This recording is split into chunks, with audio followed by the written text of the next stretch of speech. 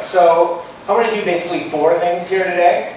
First of all, I'm going to give you all a basic sort of overall big picture economic context, some points of which have been made by others, but any important point I think is worth reinforcing, so I will not apologize if I'm duplicative in some respects. Then I want to drill down a little bit further into the Rhode Island economy to share with you some of the things that we found when we were researching our State of Working Rhode Island report. You all have the executive summary for that at your places, so please refer to that. Then I'm going to sketch out some of what I think are the really critical pieces of what a workers' agenda would look like. And finally, I'm going to sort of recap some of the very significant things that we've actually already done here in Rhode Island to advance a workers' agenda. I also want to note that the agenda that we're talking about is one that is being actively fought against by folks. Sarita mentioned that our economy is out of balance because it's been rigged against working people. Well, let's be clear, it's been rigged intentionally and it's been rigged by identifiable folks. So for example, ALEC, the American Legislative Exchange Council, great example. The good news is we've got some folks on our side who are keeping a close eye on them. I would suggest anyone who wants to know more about this type of thing and the coordination we see at the national level should refer to a group called the Center for Media and Democracy. Their website is prwatch.org. Great stuff there that will literally make you very irate. And if you're ever having troubles getting up in the morning and being passionate about your work, that's a good place to start. We're fortunate that Rachel gets up early and reads everything on her iPad and sends us these emails at 5:45. So when we wake up, we can become irate also. So here we go, some of the big picture stuff, most of which I think is probably fairly well known, but I suspect there'll be some pieces here that maybe folks aren't as familiar with. So Rhode Island is the smallest state, but we're also a state that has seen the largest share of manufacturing jobs lost since the early 1990s. We're down 56% between December 1990 and July 2013.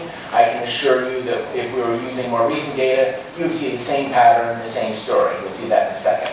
And of course, as manufacturing jobs have been shed, we know that many of those jobs were family-supporting jobs, and partly they are family-supporting jobs because that's been traditionally a sector that's been more highly unionized. And so, as Rhode Island, like the rest of the country, has seen declines in unionization, the economic power of workers has declined, and the results are basically what we're seeing with wage stagnation, etc. A sort of simplified version of the paradigm shift that we've seen in the Rhode Island economy. You see that manufacturing has gone down, manufacturing employment, while employment in education and health services has gone up. That's sort of the really sort of basic trade-off. A more nuanced look, you'll see that the same 2 lines, this is normalized so that everybody starts at 100%. You can see here basically 3 clusters. Certainly the decline of manufacturing, the dark blue line on the bottom, speaks volumes, and I've already talked about that. In the middle, you'll see 3 sectors, trade, transportation, and utilities, government, and retail trade. They're basically flatlined. This is since 1990, so we're going back a long ways here. As well as the growth we've seen in education and health services, though, we're also seeing significant growth in sectors such as leisure and hospitality, professional and business services, and financial activities. Some of which are low-wage jobs, but many of which are also high-wage jobs, and that's a good thing. And I can tell folks that I was actually surprised to see that in Rhode Island, retail trade has not actually grown in recent years. There's also some good news. We know, for example, that education pays, and this is really important for a number of reasons. It speaks to the importance of educating our population. It speaks to the importance of ensuring high school completion, because you can see there the difference in wages between less than high school, the light purple at the bottom, and the next line up, high school. That's a significant difference in wage. And of course, the differential up to those with a bachelor's degree or higher is very clear. And we know that an increasing number of jobs will require a bachelor's degree going forward. But the fact of the matter is, there will always be folks who are working in jobs that don't require bachelor's degrees. And we need to make sure that those folks are able to support their families as well. Sarita presented one chart that showed the disconnect between compensation, wages, and productivity. And what you see here, the yellow lines are Rhode Island, the blue lines are the US. The darker lines up top, that's the growth of productivity. Again, normalized so that we're on a sort of the same measurement system since 1979. Good news here, despite the fact that we like to beat ourselves up in Rhode Island, you'll see that Rhode Island's productivity has actually surpassed the national level. So that's important to note. At the same time, we see in both the lines at the bottom, basically stagnation in terms of compensation. And that disconnect is significant, and it's important to note that it's also a relatively new development. If you were to look sort of to the left of this chart in the years before 1979, 1980, you would see that productivity and compensation were in lockstep. And it wasn't until we reached the early 90s that they started to diverge, and diverge pretty significantly. I think it's also important when understanding the context that there are some myths around Rhode Island, and certainly the question we heard earlier about whether or not Rhode Island actually had a more generous welfare system. This chart, this series of charts, points to the fact that that's actually not true. In fact, the truth is that Rhode Island supports are among the least generous in New England. So pivoting to more recent economic trends and where we are today. So this is actually one of my favorite charts, and it's one of the charts that we are able to produce only because we are a member of the EARN network that the Economic Policy Institute in DC coordinates. What you see on the left, basically the dark line on the left that carries on underneath the dark purple, that's overall employment, starting at January 2000. The blue, the dark blue, those are the jobs that we lost during the recession. And we need to gain those jobs back. We actually have now gained those jobs back. And every month in every state, the Department of Labor or some such spokesperson will come out and they will say, you know, the unemployment rate is up by 0.1 point or whatever, and we're this much closer to regaining the jobs that we lost in the recession. Well, that's great, but the recession now, we're in 2016 now, the recession ended in 2009. So that's already 7 years ago. So using that as your benchmark misses a lot of important details. And the most important detail that misses is that in most states, in fact in just about every state except Michigan, there has been significant population growth during those intervening years. And in order to get your economy back to the same place in relative terms to where you were when the recession started, you need to create additional jobs to accommodate that population growth. And that's what you're seeing in the dark yellow there. In actual fact, that jobs deficit in Rhode Island is around 10,800. It's, I think, changed a little bit since February, but that gives you a basic sense of where we are. And it's important to keep that in mind when you hear these reports about how we're doing. This chart is about 1/4 of my favorite chart. I say 1/4 because in the full version you see all 50 states there, and in order to make this a little bit more clear, we've taken most of those out. So what you're basically seeing here, this is state unemployment rates between January 2007 and March 2016. Now recall that the recession started officially in December of 2007. The reason I started this earlier in 2007 is because you'll notice that in Rhode Island, our unemployment rate had already started to increase pretty precipitously by the time the official recession started. So Rhode Island in dark blue, the US in red. Important to note that while Rhode Island is higher than the national, for the most part, it tracks the national pretty closely. So that's, I think, the good news. A couple of other things to note. The green spike, that's the state of Michigan.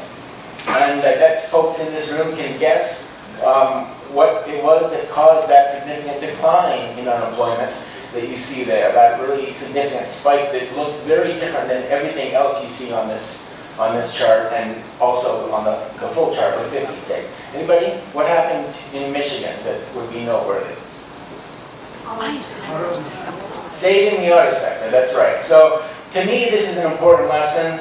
When the government, when the public sector gets involved in state level economies, good things can happen, and that's an important takeaway for this. The other thing to note, at the bottom, you'll see North and South Dakota kind of jockeying for position as the lowest unemployment rate. I think the takeaway there is that up until recently, and up until important folks like Representative Regenberg started working on these issues, for the most part in the past, in terms of employment, it's been good to have oil. And so we're looking forward to seeing a day when the states like Rhode Island, hopefully, that are leaders in the green economy, will also see very low unemployment rates. So obviously, Rhode Island experienced significant declines in unemployment that you saw in that previous chart. Definitely a good thing. As the governor mentioned, Rhode Island was one of only 13 states that saw year-over-year unemployment change of 1 percentage point or more. So we've actually been a leader in reducing our unemployment rate. While it's true that through 2014 we had the highest unemployment rate in the nation, we're now in state rankings sort of in the teens, the mid-teens, sort of moving towards the national level. We're still a little bit above the national unemployment rate. So that's the good news. Oh, down to 70. There's the point right there. So that's the good side of the coin. The negative side of the coin, the caveat on this improved labor market situation, is that Rhode Island is one of just 10 states that has had a shrinking labor force over the past year, and certainly over the past several years. You'll notice in a slide forthcoming, significant decline in the labor force. And certainly if you're trying to build a vibrant economy, having a reduced labor force is not necessarily what you would want to see. And so here's a chart that shows that story. And what you'll note there is that Rhode Island's peak, again, we're normalized here, so that everybody's measurement is the same, because obviously if you put Rhode Island's employment on the same chart as the United States employment, they would be so far apart that you wouldn't be able to determine anything meaningful. You'll notice that, so we've been in decline since January 2007, basically since we started into the recession. And you'll note that that stands in contrast to both the New England situation, which basically through the recession kind of leveled off for the most part, and the national situation, which surprisingly, even during the recession, we saw some growth there. And that actually speaks to the role that immigration has played, though it stopped playing that role in terms of shaping the overall labor force size. There's also been a backstory around inequality. And this is a story that has really become more prominent in recent years. We saw it through things like Occupy Wall Street and the various state, local versions of that. I'm guessing there was probably an Occupy Providence, which I'm sure had a lot of energy around it. What you're seeing here is the gap between 20th percentile wages and 80th percentile wages. And it's important to note that between 1979 on the left and 2015 on the right, that gap has grown significantly. Of course, we also know that measuring at the 80th percentile doesn't really get to the real story. Even measuring at the 90th percentile doesn't really get to the real story, because what we know is that almost all of the growth that we've seen is going to the very top. And so you see that in this next slide. This slide is showing, in yellow on the left, the growth of income basically since the recession ended in 2009. And over on the right, yes, there is a blue bar there, a very small bar. What you see on the right is the bottom 99% of us. That's how much our employment has grown, or actually shrunk, since the recession ended in 2009. Now, granted, since 2012, when this data set, that's the most recent we have for this data set, things have improved for the 99% as well. But you can be very certain, and I am very certain, that folks at the very top continue to realize that a more significant share of that revenue growth, that income growth. Meanwhile, low wages have actually declined. This is true in Connecticut, it's true in Massachusetts, it's true in Rhode Island. If you look at the trend lines, the actual specific numbers, Massachusetts is a little fuzzy there because it kind of blips down at the left and blips up at the right. But the basic truth is, nationally, regionally, and here in Rhode Island, low wages, those at the 10th percentile, those at the 20th percentile, have generally been in decline for a number of years. And of course, how we do for our wages translates into household income as well. And so here we see, based on the most recent census data, Rhode Island's median household income has continued a downward trend. It's important to note that although it's not dramatic, the actual, the recession you see starting with that dark line in the center, Rhode Island was already on a path of decline prior to the recession, and I think that's significant and important. And then, of course, there's the fact that the Rhode Island economy is really not at all tying to workers of color. And you've got the executive summary of our report in front of you, which will allow me to go a little bit more quickly over some of these slides, but I think some of them are also really important to reinforce. So certainly, in terms of wages, you see this huge disconnect, where the top line are white wages, the bottom line are Latino wages in Rhode Island. Note here that while that was certainly true during the recession, it's equally true right across the page. So this is not a new phenomenon, and it's one that we know is also true for African Americans, for other populations. Though we know it, it doesn't necessarily always show up in our data sets, which is one of the reasons we always want to support the Census Bureau having the resources they need to do full surveys. Because without the data, groups like ours are completely disempowered, while you can bet that the folks that are working for the Fortune 500 folks, they have the resources to crunch their own numbers. And of course, as bad as the unemployment situation was for the overall economy here in Rhode Island, it was much worse during the recession for Latino workers, for black workers, than it was for whites. And certainly when you look at some of those numbers and sort of, I feel like we accept in the sense that we recognize that it's true, that the economy doesn't treat these folks very well. When you look at numbers like 21.7%, this is an unemployment rate. This is not the underemployment rate. This is the most conservative way of looking at how many folks were not fully employed. So those very high levels speak volumes. The other thing that I think is really huge, and it's a piece that I think, again, is easy for us not to pay a lot of attention to, the very worst that the recession got for white workers is still better than almost everything that was experienced by workers of color. And that is true nationally as well. It's true across many years. And I think it's important that we recognize and are prepared to take action in ways that will help to close those gaps.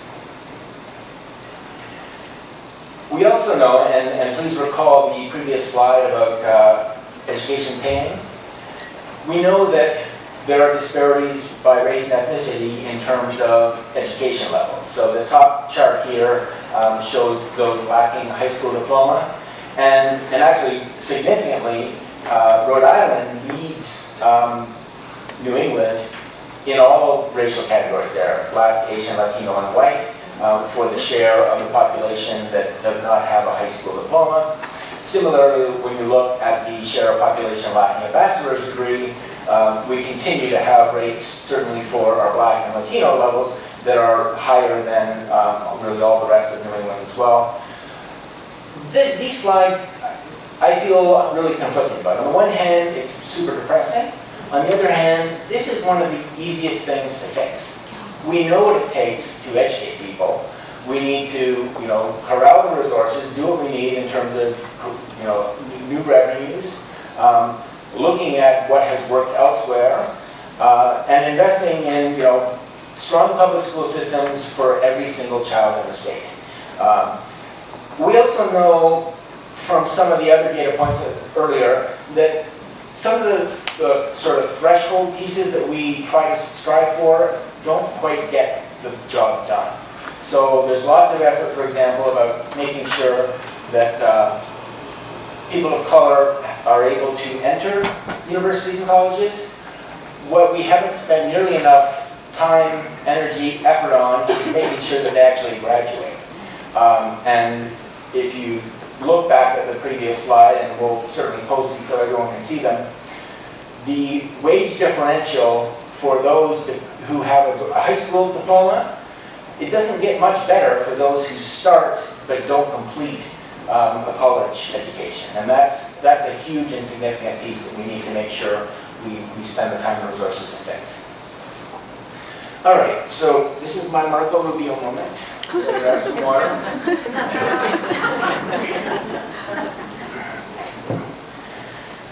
So, we know that that's the situation we're dealing with. What can we do? Simple answer is a hashtag. It's called RI, Workers' Agenda. And so this slide, and I apologize because, as you've probably noticed, I love charts. I like there to be lots of charts. That's what sort of energizes me. But sometimes you have to resort to those old-fashioned things called words. And I probably should have broken this one up into 2 slides. But just to give you a general sense of what we think of as the ideal components of a workers' agenda. We want economy building wages that pay sufficiently to support a family comfortably. Ideally, it'd be great if our minimum wage was at least in the same ballpark as a quote-unquote living wage. Certainly, some of the things that have been done in that area in Rhode Island have been huge, but there's further to go for sure. Quality and affordable childcare, critically important. Both federal and state minimum tax credits to sort of boost folks that are working out a little bit more. Healthcare coverage, retirement security, which I was horrified to wake up this morning and think, oh my God, I forgot to put retirement security on that.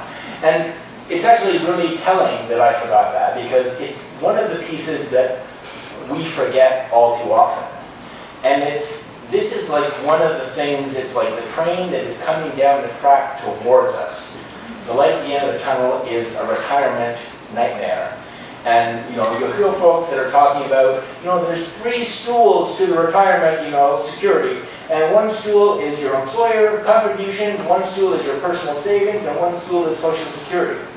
So, okay, fine. The problem is, we've been cutting every single one of those legs.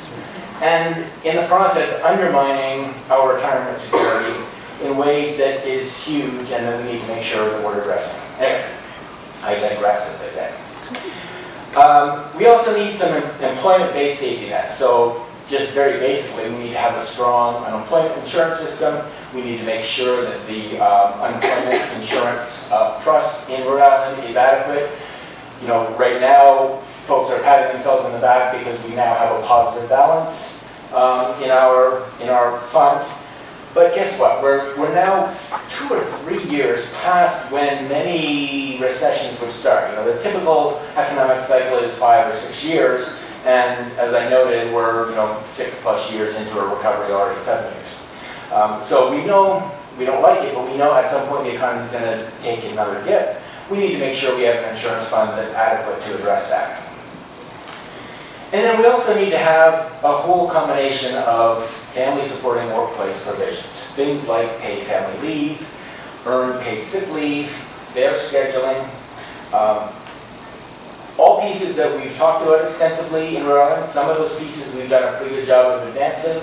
Others are apparently not even worthy of being discussed by our legislature. So something like fair scheduling, critically important issue. We need to make sure that 5 years from now, we're talking the same way about fair scheduling as we talk today about a fight for 15. It's not completely out of the realm of possibility. It's something that's happening elsewhere. We need to make sure it happens here in Rhode Island. We also need to make sure that we have safe and healthy workplaces. Especially when you hear arguments around deregulating. Because government regulation, that's one of the things that makes for a hostile business climate. We prefer to have a business climate where our employees get sick and get injured on the job. All the arguments around the hostile business climate, I just find really challenging to cope with, to say the least. And we also need to have transportation alternatives that facilitate employment. We know, for example, that low-income folks often don't have a car. If they do have a car, you can be pretty sure that their car is not an asset, their car is a liability, because lower-income folks are not affording really good new cars. They're buying cars that will need $800 in repairs next week. So that's what we think it takes. I'm sure I've forgotten some pieces. If any of you can think of significant pieces that we have left off that list, please let us know, because I would be more than happy to add them to that list. And even adding one would probably be enough to make me shift to the second slide. So by itself, that would be a worthy objective. So the good news is that here in Rhode Island, we have made some significant steps towards the workers' agenda. So the earned income tax credit, you've heard a lot about. There's been some great leadership by the elected folks that were in the room earlier, for sure. And we appreciate that. Making the EITC refundable was probably the most significant step for lower income folks. We have also increased the EITC to 12.5% of the federal credit. That's great. The minimum wage increase we've seen in the last 4 years. Now, when we testify in this at the Capitol, folks from the chambers, they say, "You've increased the minimum wage for 4 years now." I think it's time to take a pause and study and see what's going on there. Low-income workers don't need a pause, they need a raise.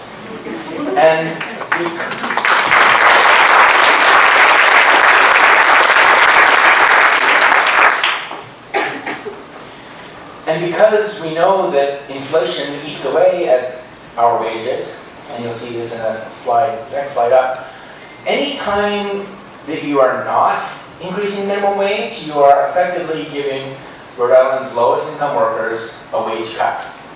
And that's not okay. Those are the folks, of course, who can least afford a cut. You'll also hear from the chamber that, the percentage increase. Well, if you look at inflation adjusted, the minimum wage today is just $1.10 higher than it was in 2007. So we're not talking about massive growth in minimum wage, to say the least. We've also been a leader in adopting TCI, the temporary caregiver insurance. More on that in a second. As well, we recognize the importance of investing in education and training, and those, of course, are huge pieces. So just a little bit more detail on some of these that I will just fly right through. The EITC had been 10% in 2015, up to 12.5%.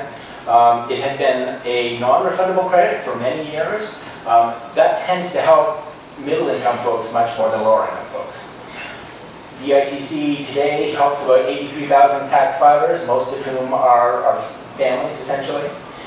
And as has been noted, our neighboring states have higher EITC levels, 27.5% in Connecticut and 23% in Massachusetts.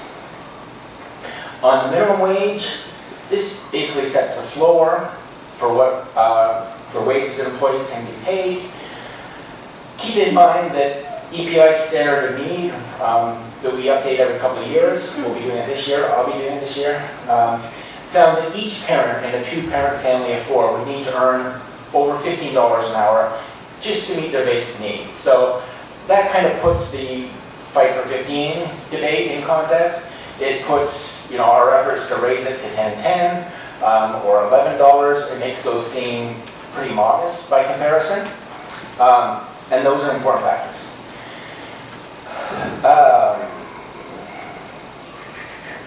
Significantly, we also last year increased the tip minimum wage.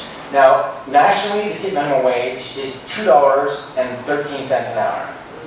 My daughter finished her graduate studies last year.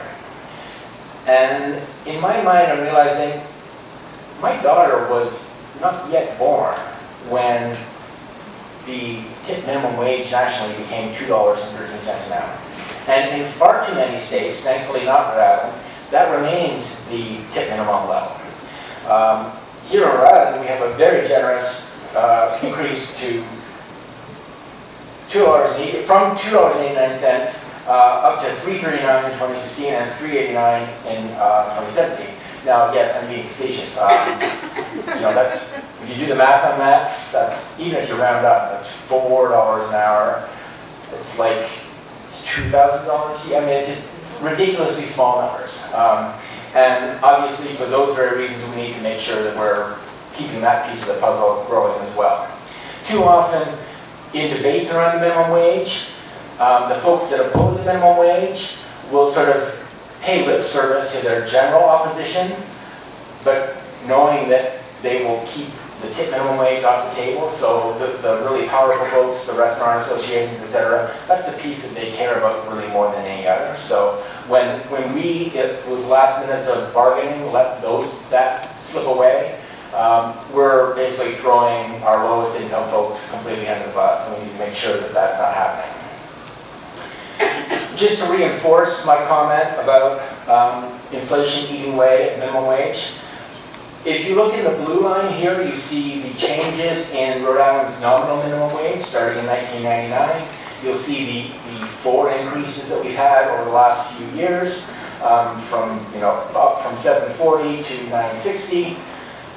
The yellow line, though, shows when you inflation adjust using 2015 dollars, it shows basically that our minimum wage has essentially been flatlined up until, let's say, the change between $8 an hour and $9 an hour. In fact, it's not until 2015, last year, that we end up with an inflation-adjusted minimum wage that is higher at all than we had in 1999.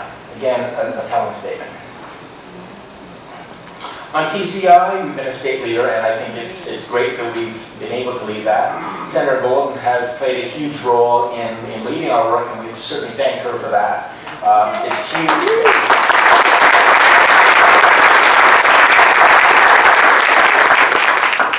Knowing how hard it has been to move something like this in other states, the speed at which Rhode Island was able to implement this speaks volumes about the very wise and committed energy of the folks in this room to improving the situation for working families.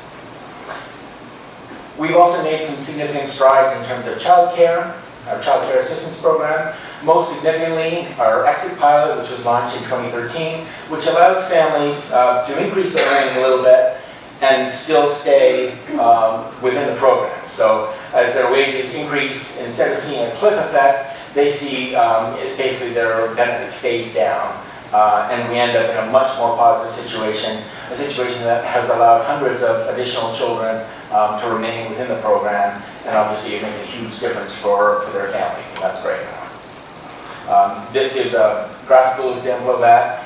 If you take a look at the child care costs with the child care program, the exit pilot program there on the bottom, you see it's a much more moderate transition there.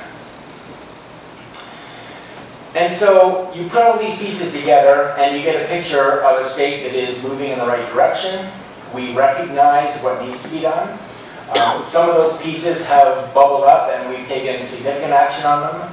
Others we know we're on it, but we need to stay on it. You know, we can't do, with something like an earned income tax credit, we can't just increase it and then say, oh, we did that, and then move on. We need to keep trying to improve the situation for working families. And then there's some pieces of the puzzle that were on that initial slide that we probably haven't started to talk about enough, and we need to make sure that our energies and the great brains and energy in this room can come together in a way that will allow us to make progress for all of those folks. Thank you.